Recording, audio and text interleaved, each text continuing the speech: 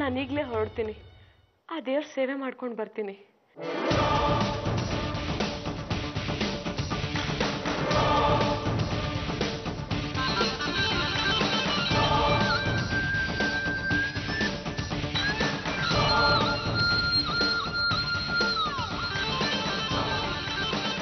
ಸರಿ, ಹಾಗಾದ್ರೆ ಒಳ್ಳೇದಾಗ್ಲಿ.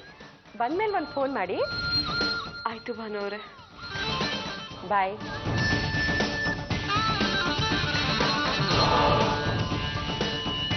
ನಿಮಗೆ ಹೇಗೆ ಕೃತಜ್ಞತೆ ಹೇಳಬೇಕು ಅಂತ ಗೊತ್ತಾಗ್ತಿಲ್ಲ ಭಾನುವರೇ ಅಂತ ಹೇಳ್ತಿದ್ದಾಳೆ. ಪಾಪ, ದೇವರ ಪಾದ ಸೇರೋದಕ್ಕೆ ತುದಿಗಾಲಲ್ಲಿ ನಿಂತಿದ್ದಾಳೆ. ಅಕ್ಕ, ಹಾಗಾದ್ರೆ ಬಸ್ಸಲ್ಲಿ ಕಳ್ಸೋದು ಬೇಡ, ನೇರವಾಗಿ ರಾಕೆಟಲ್ಲೇ ಕಳಿಸ್ಬಿಡೋಣ.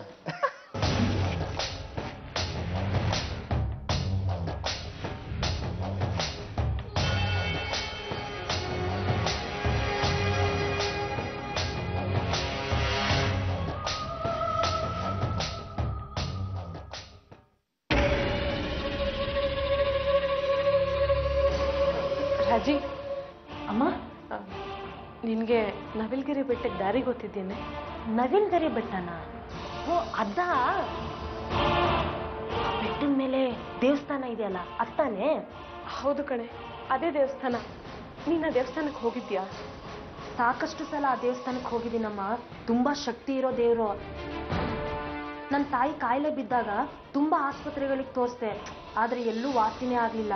ಆಗ ಯಾರೋ ಪುಣ್ಯಾತ್ಮ ಆ ದೇವಸ್ಥಾನಕ್ಕೆ ಹೋಗಿ ಹರಕೆ ಹೊತ್ಕೊ ಅಂದ. ಆಮೇಲೆ ಅವ್ರಿಗೆ ಸರಿ ಹೋಯ್ತಾ?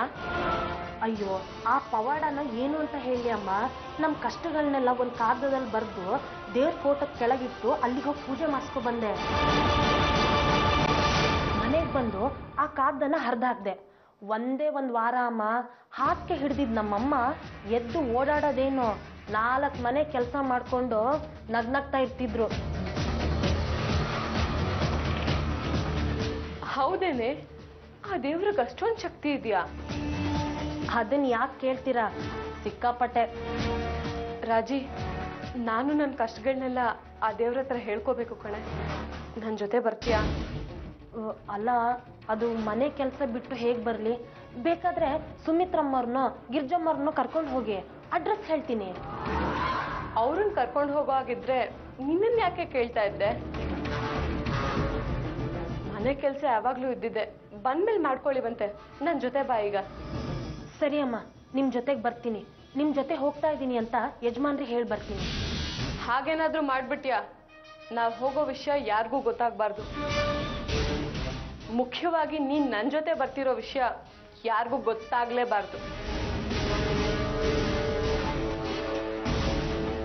ಯಾಕಮ್ಮ? ಅದೆಲ್ಲ ನಿನಗೆ ಬೇಡ. ನನ್ನ ಒಳ್ಳೇದಕ್ಕೋಸ್ಕರ ನನ್ನ ಮಾತು ಕೇಳ್ತೋ ಇಲ್ವೋ? ಅಯ್ಯೋ, ನಿಮ್ಮ ಮನೆ ಅನ್ನ ತಿಂದಿದ್ದೀನಿ ನಾನು. ನಿಮಗೆ ಒಳ್ಳೇದು ಬಯಸೋದು ನನ್ನ ಧರ್ಮ ಅಲ್ವೇನಮ್ಮ? ನಿಮಗೋಸ್ಕರ ನಾನು ಖಂಡಿತ ಬರ್ತೀನಿ. ನನ್ನ ಎಲ್ಲ ಕಷ್ಟಗಳನ್ನ ಪತ್ರದಲ್ಲಿ ಬರೆದು ದೇವ್ರ ಮನೇಲಿ ಇಟ್ಟು ಬರ್ತೀನಿ. ಅಷ್ಟರಲ್ಲಿ ನೀನು ರೆಡಿ ಆಗು. ಸರಿ ಅಮ್ಮ. ಅಮ್ಮ, ಇಬ್ರು ಒಟ್ಟಿಗೆ ಹೋಗೋದಾ? ಬೇಡ, ನಾನು ಮೊದಲು ಹೊರಡ್ತೀನಿ. ಆಮೇಲೆ ಎಲ್ಲರೂ ಕಣ್ತಪ್ಪಿಸಿ ನೀನು ಬಂದ್ಬಿಡು. ಸರಿ ಅಮ್ಮ. ಸರಿ, ಟೈಮ್ ಆಗ್ತಿದೆ, ನಾನು ರೆಡಿಯಾಗಿ ಬರ್ತೀನಿ. ಆಯ್ತಮ್ಮ.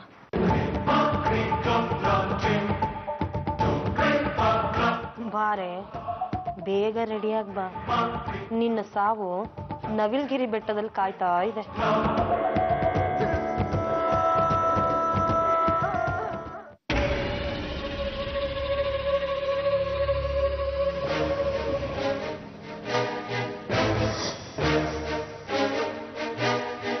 ರಾಖಿ, ಟೆರೆಸ್ ಮೇಲೆ ನಿಂತೇನು ಯೋಚನೆ ಮಾಡ್ತಿದ್ಯಾ?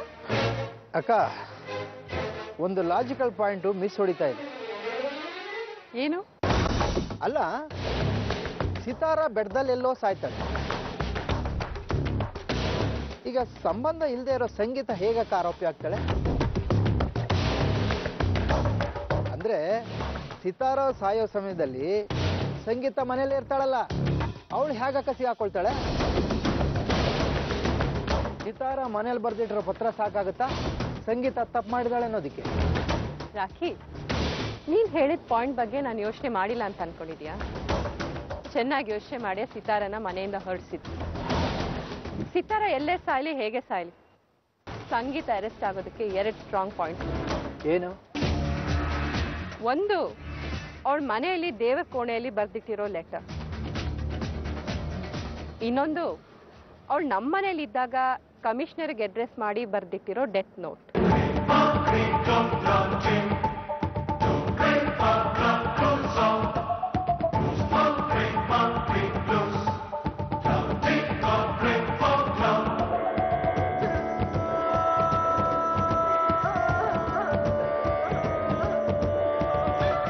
ಅದನ್ನ ಜೋಪಾನವಾಗಿ ಲಾಕರಲ್ಲಿ ಇಟ್ಟಿದ್ದೀನಿ.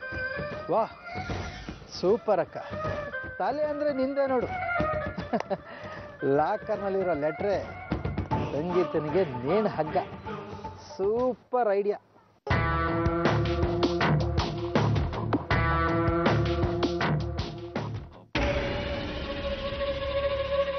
ಪ್ರಸ್ತುತ ಸಂಗೀತಾಳಿಂದ ನನಗೆ ಪ್ರಾಣ ಭಯ ಇರುವುದರಿಂದ ನನಗೇನೇ ಪ್ರಮಾದವಾದರೂ ಅದು ಸಂಗೀತಾಳಿಂದಲೇ ಆಗಿರುತ್ತದೆ.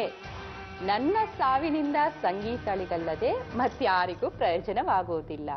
ಹಾಗಾಗಿ ನನಗೇನೇ ಆದರೂ ಅದರ ಸಂಪೂರ್ಣ ಜವಾಬ್ದಾರಿ ಸಂಗೀತಳೆ ಆಗಿರುತ್ತಾಳೆ. ಅಕ್ಕ, ಈ ಲೆಟರ್ನ ಈಗಲೇ ಪೊಲೀಸ್ ಕಮಿಷನರ್ಗೆ ಪೋಸ್ಟ್ ಮಾಡಿಬಿಡೋಣ. ಸಮಾಧಾನ ರಾಕಿ. ಮೊದಲು ಸಿತಾರ ಕೊಲೆ ಆದ್ಲು ಅನ್ನೋ ನ್ಯೂಸ್ ಬರಲಿ, ಆಮೇಲೆ ಅದಕ್ಕೆ ಸಂಗೀತಾಳೆ ಕಾರಣ ಅನ್ನೋ ಈ ಸುದ್ದಿನ ನಾವು ಹರಿಬಿಡೋಣ. ಯಾಕೆ? ಓ, ರಾಜಿ ಅಟೆಂಪ್ಟ್ನ ಮಿಸ್ ಮಾಡಿಬಿಡ್ತಾಳೆ ಅನ್ನೋ ಡೌಟಾ ನಿನಗೆ? ಡೌಟ್ ಅಲ್ಲ, ಕನ್ಫರ್ಮ್ ಆಗೋವರೆಗೂ ಕಾಯೋಣ. ಅಕ್ಕ, ನಾವು ಪ್ಲಾನ್ ಮಾಡಿರೋ ಪ್ರಕಾರ ನಮ್ಮ ಕೆಲಸ ಆಗುತ್ತೆ ಅಂತೀಯ? ರಾಖಿ, ಈ ಅನುಮಾನ ನಿನ್ಗೆ ಯಾಕೆ ಬಂತು? ಹಾಗಲ್ಲಕ್ಕ, ಆ ಬೆಟ್ಟಕ್ಕೆ ತುಂಬ ಜನ ಬರಲ್ಲ, ಓಕೆ ಒಪ್ಕೋತೀನಿ. ಆದರೆ ಒಂದು 4 ಜನ ಅಡ್ಡಾಡಲ್ವಾ? ಅದೇ ಅಕ್ಕ, ದೇವಸ್ಥಾನಕ್ಕೆ ಅಂತ ಬರೋ ಹೆಂಗಸರು, ಈ ಲೋನ್ಲಿ ಪ್ಲೇಸ್ ಅಂತ ಬರೋ ಲವರ್ಸ್ಗಳು, ಗುಂಡು ಹಾಕಕ್ಕೆ ಬರ್ತಾರಲ್ಲ ಪುಂಡ್ರು ಪೋಖ್ರಿಗಳು, ಇವರಲ್ಲಿ ಯಾರಾದರೂ ಒಬ್ರು ಇರ್ತಾರಲ್ಲ.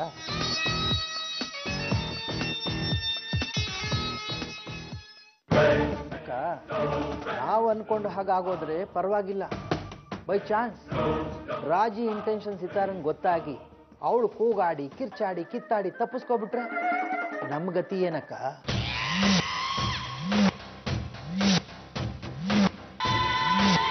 ರಾಖಿ, ಈ ಪ್ಲಾನು ಉಲ್ಟಾ ಹೊಡೆಯುತ್ತೆ ಅಂತೀಯ? ನಾನು ಹಾಗೆ ಹೇಳ್ತಿಲ್ಲಕ್ಕ. ಒಂದು ವೇಳೆ ಹಾಗಾದ್ರೆ ರಾಜಿ ಸಿಕ್ಕಾಕೊಂಡ್ರೆ ನಾವು ಸಿಕ್ಕಾಕೊಂಡಂಗೆ ತಾನೆ.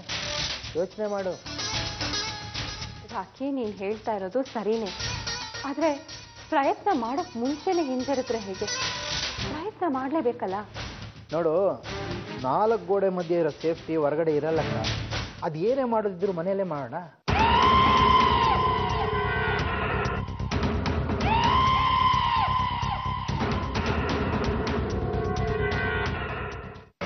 ನಾನು, ನೀನು, ರಾಜಿ 3 ಜನ ಸೇರಿಕೊಂಡು ಸಿತಾರನ್ನು ಕೊಲ್ಲೋದು ಎಷ್ಟೊತ್ತಕ್ಕ? ಅಷ್ಟೇ ಅಲ್ಲಕ್ಕ, ಎಲ್ಲನೂ ನಮ್ಮ ಕಣ್ಮುಂದೆನೇ ನಡೆದ್ರೆ ಎಲ್ಲ ಮೂಮೆಂಟು ಗೊತ್ತಾಗ್ತಿರುತ್ತೆ. ನೋಡಕ್ಕ, ಹೊರಗಡೆ ನಡೀತೋ ಇಲ್ಲ, ನಮ್ಮ ಹಿಡಿತಕ್ಕೆ ಸಿಗುತ್ತೋ ಇಲ್ವೋ ಬೇಡ. ಆದರೆ ರಾಜಿ ಸಿತಾರನ್ನು ಕೊಂದು ಪಬ್ಲಿಕ್ ಕೈಗೆ ಸಿಗಾಕೊಂಡ್ರೆ ನಮಗೆ ಕಷ್ಟ. ಅದಕ್ಕೆ ಅವಳನ್ನ ಇಲ್ಲೇ ಕೊಂದು ಹೆಣನ ಆಚೆ ಬಿಸಾಕ್ಬಿಡೋಣ.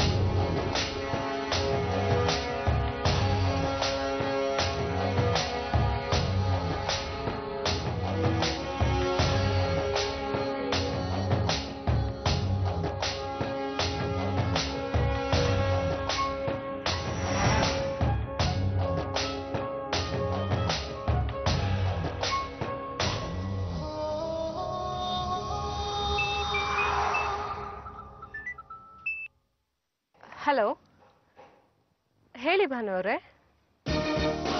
ಹಲೋ ಸಿತಾರ, ಎಲ್ಲಿದ್ದೀರಾ? ಆಟೋದಲ್ಲಿ ದೇವಸ್ಥಾನಕ್ಕೆ ಹೊರಟಿದ್ದೀವಿ.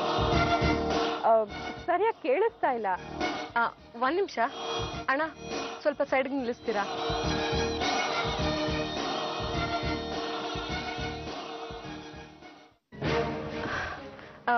ಭಾನು ಅವರೇ, ದೇವಸ್ಥಾನಕ್ಕೆ ಹೊರಟಿದ್ವಿ. ನಿಮ್ ಜೊತೆ ಯಾರು ಬರ್ತಿದ್ದಾರೆ? ಅದೇ ನಮ್ಮ ಮನೆ ಅಡ್ಗೆಯವಳು ರಾಜಿ ಜೊತೆ. ಆನ್ ದ ವೇ ಹೇಗಿದ್ರು ನಮ್ಮನೆ ಸಿಗುತ್ತಲ್ವಾ, ಬಂದ್ಬಿಟ್ಟು ಹೋಗಿ. ನಿಮ್ ಮನೆಗ ಏನ್ ವಿಷಯ? ಏನಿಲ್ಲ, ಮನೇಲಿ ಮಂಗಳಗೌರಿ ಪೂಜೆ ಮಾಡ್ತಿದ್ದೆ, ಅದಕ್ಕೆ ನಿಮ್ಗೆ ತಾಂಬೂಲನೂ ಕುಂಕುಮನೂ ಕೊಡೋಣ ಅಂತ. ಖಂಡಿತ ಬರ್ತೀನಿ. ಬನ್ನಿ ಬನ್ನಿ, ನಿಮ್ ದಾರಿನ ಕಾಯ್ತಿರ್ತೀನಿ.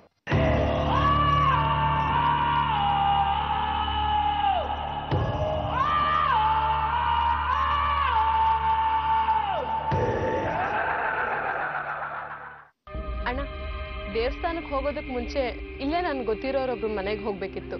ಯಾವ ಕಡೆಮ್ಮ? ನೀವು ಸ್ಟ್ರೇಟ್ ಹೋಗಿ, ನಾನು ರೂಟ್ ತೋರಿಸ್ತೀನಿ. ಇದ್ಯಾಕೆ ಬಾನು ಇವಳನ್ನ ಮನೆಗೆ ಬಾ ಅಂತಿದ್ದಾಳೆ? ಪ್ಲಾನ್ ಏನಾದರೂ ಚೇಂಜ್ ಆಯ್ತಾ?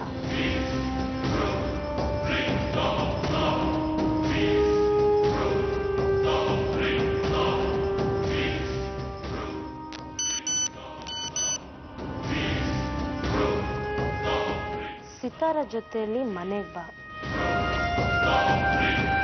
ಅವಳನ್ನ ಇಲ್ಲೇ ಮುಗಿಸಿ ಬಿಡೋಣ. ಇದೇ ಸೇಫ್ ಪ್ಲೇಸ್.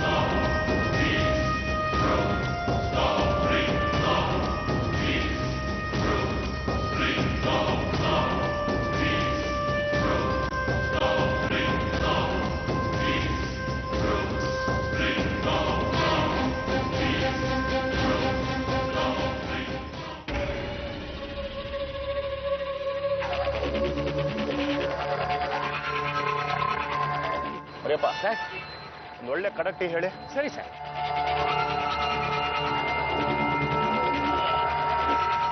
ರೀ ಬೈಟು ಕಡಕ್ಟಿ ಕೊಡ್ರಿ.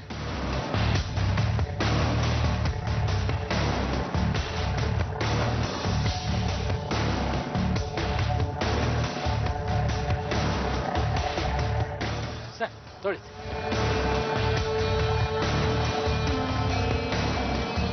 ಮರಿಯಪ್ಪ ಸರ್, ನನ್ಗೆ ಯಾಕೋ ಆ ಹಾಸನ ಚೀಟಿ ಹೆಂಗ್ಸೋ ತಲೆಲೇ ಗೀಟ್ಗೆ ಹೊಡಿತಾ ಇದ್ದಳ್ರಿ. ಸರ್, ಹಾಸನ ಕೇಸಿನ ಬಗ್ಗೆ ನೀವ್ಯಾಕೆ ಸರ್ ತಲೆ ಕೆಡ್ಸ್ಕೊತಾ ಇದ್ದೀರಾ? ಆಳವಾಗಿ ಇಳಿದು ಹೊರತು ಯಾವ ಮೀನು ಯಾವ ಎರೆಹುಳನ, ಯಾವ ತಿಮಿಂಗ್ಲ ಯಾವ ಮೀನನ್ನ ಬೇಟೆ ಆಡುತ್ತೆ ಅಂತ ಗೊತ್ತಾಗೋದೇ ಇಲ್ಲ. ಈ ಭಾನು ಇದ್ದಾಳಲ್ಲ, ಬಾನೂನ? ಅದೇ ರೀ ಜೈರಾಮ್ ಬಿಸ್ನೆಸ್ ಪಾರ್ಟ್ನರ್. ಗೊತ್ತಾಯ್ತು, ಹೇಳಿ ಸರ್. ಈ ಹಾಸನದಿಂದ ಓಡ್ ಬಂದ ಚೀಟಿ ಹೆಂಗ್ಸೆ ಈ ಭಾನು ಇರಬಹುದು ಅಂತ ನನಗೆ ಸ್ಟ್ರಾಂಗ್ ಡೌಟ್.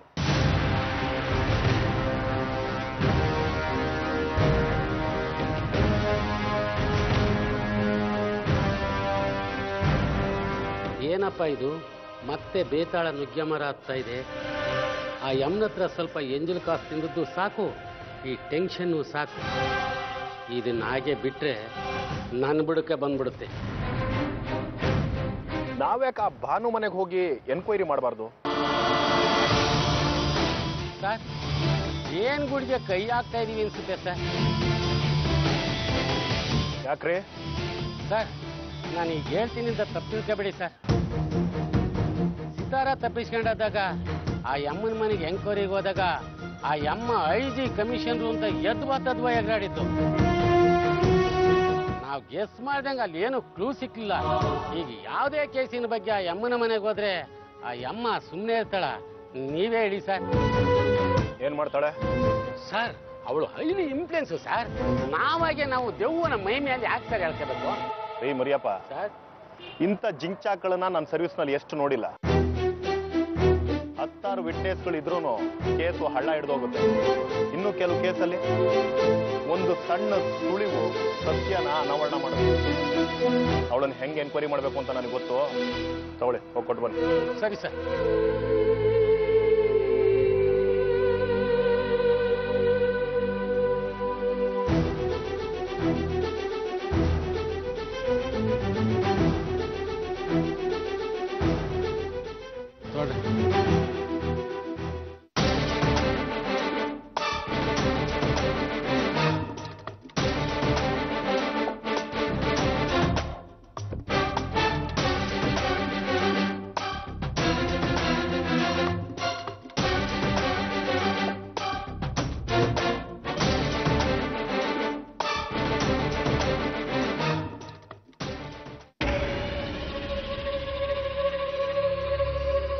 ರಾಖಿ, ಹೋದ್ ಸಲ ಆದ ಎಡವಟ್ಟುಗಳು ಈ ಸಲ ಆಗ್ಬಾರ್ದು. ಹೋದ್ಸಲ ತುಂಬ ಸೊಫೆಸ್ಟಿಕೇಟೆಡ್ ಕೊಲೆ ಮಾಡೋಣ ಅಂತ ಪ್ಲಾನ್ ಮಾಡಿದ್ವಿ. ಆದರೆ ಕಣ್ಣ ಮುಚ್ಚಲ ಸ್ವಲ್ಪ ಸ್ವಲ್ಪ ಧೈರ್ಯ ಮಾಡಿ ದಬಾಯಿಸಿದ್ರೆ ಅವಳ ಕತೆ ಅವತ್ತೇ ಮುಗಿದೋಗ್ತಿತ್ತು. ಆಗಿದ್ದು ಆಗ್ಬೇಕು. ಈಗ ಅವಳನ್ನ ಕೊಲೆ ಮಾಡೋದು ಹೇಗೆ ಅಂತ ಯೋಚನೆ ಮಾಡೋದು. Direct attack. ಹೌದಕ್ಕ, ಅವಳನ್ನ ಹೇಗಾದರೂ ಮಾಡಿ ನಮ್ಮ ರೂಮ್ ಒಳಗಡೆ ಕರ್ಕೊಂಡು ಹೋಗ್ಬೇಕು. ಅದು ಕೊನೆ ರೂಮ್ ಒಳಗಡೆ. ಯಾಕೆ ಹೇಳು? ಹೊರಗಡೆ ಜಾಗ ಎಲ್ಲ ಖಾಲಿ ಇದೆ. ಒಂದು ವೇಳೆ ಅವಳು ಎಷ್ಟೇ ತೀವ್ರವಾಗಿ ಕಿರ್ಚಾಡಿದ್ರು ಯಾರಿಗೂ ಗೊತ್ತಾಗಲ್ಲ.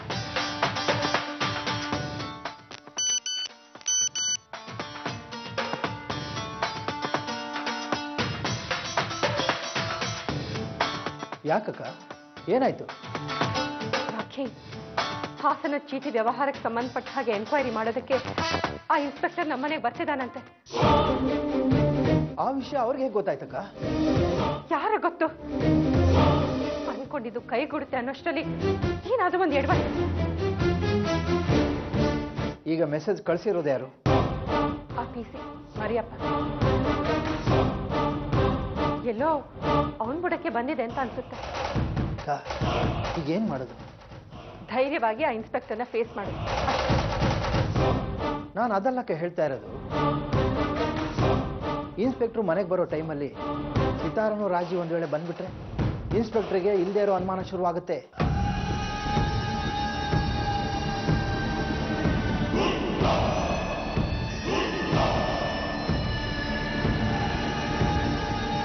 ಆಮೇಲೆ ಇನ್ಸ್ಪೆಕ್ಟ್ರು ರಾಜಿನ್ ನೋಡಿ ಅವಳ ಫೈಲು ಎಲ್ಲ ಓಪನ್ ಮಾಡಿ ವಿಚಾರಣೆ ಶುರು ಮಾಡಿದ್ರೆ ನಮ್ಮ ಗತಿ ಅದೋ ಗತಿ.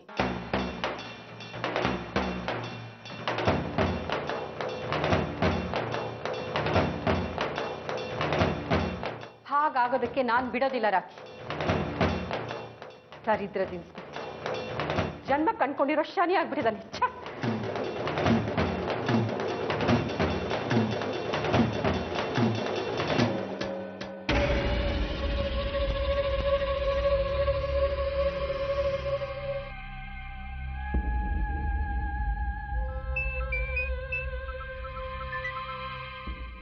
ಹಲೋ ಭಾನು ಅವರೇ, 10 ನಿಮಿಷದಲ್ಲಿ ಮನೆ ಹತ್ರ ಇರ್ತೀವಿ. ಅಯ್ಯಯ್ಯೋ, ಎಂತ ಕೆಲಸ ಆಗೋಯ್ತು? ಯಾಕೆ, ಏನಾಯ್ತು? ಅದು ಇನ್ಕಮ್ ಟ್ಯಾಕ್ಸ್ ಡಿಪಾರ್ಟ್ಮೆಂಟ್ ಅವ್ರು ಫೋನ್ ಮಾಡಿದ್ರು. ಅಸೆಸ್ಮೆಂಟ್ ಅಲ್ಲಿ ಏನೋ ಡೌಟ್ಸ್ ಇದೆಯಂತೆ. ಕ್ಲಾರಿಫಿಕೇಶನ್ ಬೇಕು, ಇಮಿಡಿಯೇಟ್ ಆಗಿ ಬನ್ನಿ ಅಂತ ಹೇಳ್ತಿದ್ದಾರೆ. ಹೌದಾ? ಏನ್ ಮಾಡ್ಬೇಕು ಅಂತಾನೆ ಗೊತ್ತಾಗ್ತಿಲ್ಲ ಸುತಾರ. ಅರ್ಜೆಂಟು. ನಿಮ್ಮನ್ ಬೇರೆ ಬರೋದಕ್ಕೆ ಹೇಳ್ಬಿಟ್ಟಿದ್ದೀನಿ. ಅಯ್ಯೋ, ಅದಕ್ಕೆ ಯಾಕೆ ವರಿ ಮಾಡ್ಕೋತೀರಾ? ಇಂಪಾರ್ಟೆಂಟ್ ಅಂತ ಹೇಳ್ತಾ ಇದ್ದೀರಾ, ಹೋಗ್ಲೇಬೇಕಲ್ವಾ? ನೀವು ಹೋಗಿ ಬನ್ನಿ. ಸಾರಿ, ತಪ್ಪು ತಿಳ್ಕೋಬೇಡಿ. ಎಮರ್ಜೆನ್ಸಿ ಅಲ್ವಾ? ಬೇಕಿದ್ರೆ ನಾಳೆ ಭೇಟಿ ಆಗೋಣ. ಅಯ್ಯೋ ಪರವಾಗಿಲ್ಲ, ಇನ್ನೊಂದ್ಸಲ ಫ್ರೀ ಆದಾಗ ಭೇಟಿ ಆದ್ರಾಯ್ತು. ಹಾ ಸರಿ. ಅಣ್ಣ, ಬೇರೆ ಕಡೆ ಬೇಡ, ಡೈರೆಕ್ಟ್ ಆಗಿ ದೇವಸ್ಥಾನಕ್ಕೆ ಹೋಗಿ. ಆಯ್ತಮ್ಮ. ಯಾಕಮ್ಮ? ಅವ್ರಿಗೇನೋ ಅರ್ಜೆಂಟ್ ಕೆಲಸ ಇದೆಯಂತೆ, ಅದಕ್ಕೆ ನಾವು ದೇವಸ್ಥಾನಕ್ಕೆ ಹೋಗೋಣ.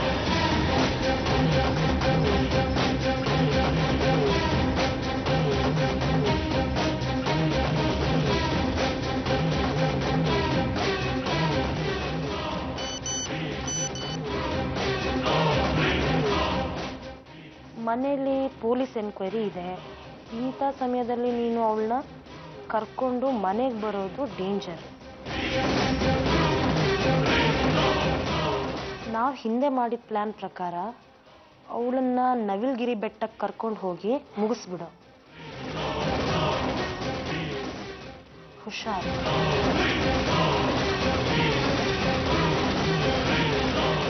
ರಾಜಿ, ಅಮ್ಮ, ಯಾರದು? ಅಷ್ಟೊತ್ತಿಂದ ಮೆಸೇಜ್ಗಳು ಬರ್ತಾ ಇದೆ. ಅದೇ ಅಮ್ಮ, ಮೊಬೈಲ್ ಕಂಪ್ನಿಯವರು ಆ ಪ್ಲಾನ್ ಇದೆ, ಈ ಪ್ಲಾನ್ ಇದೆ ಅಂತ ಹೇಳಿ ದಿನಕ್ಕೆ 10 ಮೆಸೇಜ್ ಮಾಡ್ತಾನೆ ಇರ್ತಾರಮ್ಮ. ಹೌದಾ?